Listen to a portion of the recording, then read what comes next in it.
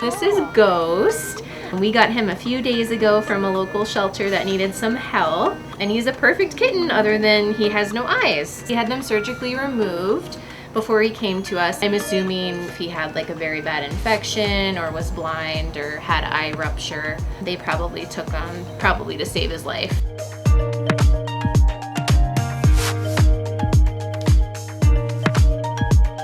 He has done great. He plays, he runs around, he loves cuddles. Doesn't seem to bother him at all. Do you ever stop purring? Because he is just a love bug. Cats are very resilient.